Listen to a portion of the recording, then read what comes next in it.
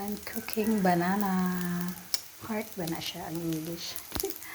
Puso ba sa saging? Ako siyang gi-blender. Ako siyang hinong mayo dahil akong di kuryente nga ko anang aniya. Mixer. Using this. Okay. Ano naman ako natanggal yung kuanan eh. Ano to na. Sus, dali na siya makapino. Pila ra katuyok na ako. Pinon gid siya kayo. Niyang butangan ako 3 ka eggs. Kaya may kuan pa, muron.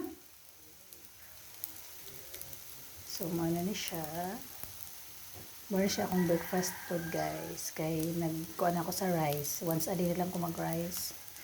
Ipalaman na ako sa 2 ka pandesal. Ang usa ka kulingin ani kay dako naman ni. Maglimit-limit na tani foods. Then, there ang kuan. May nauna na ako naluto lang yan. Taba ni ako mga anak, mga una ni. Wala pa, mahura lagi siya isda, ma. Puso sa saging, may itlog, may cornstarch. Lamian siya.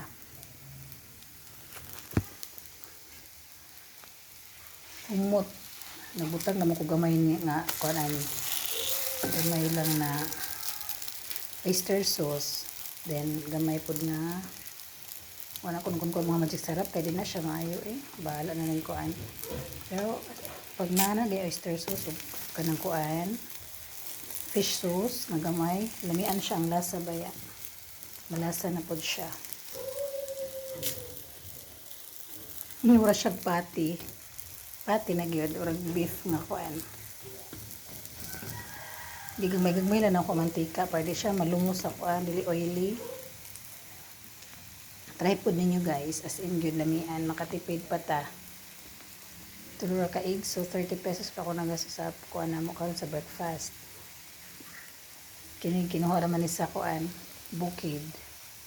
Kining puso sa saging. Sana siya kapuso, bali sa kapuso niya, gipino na kog mayo.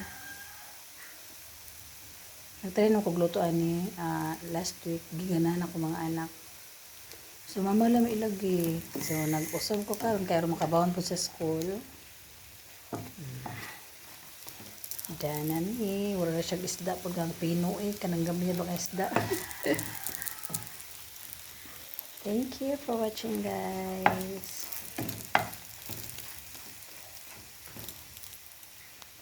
Have a blessed day, everyone. Pipila kalingin be 1, 2, 3, 4.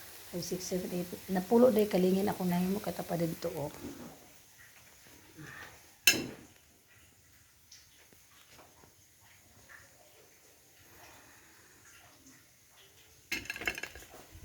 Then kagabi gisalin na sa ko amuron og pansit. To man ako gikaon.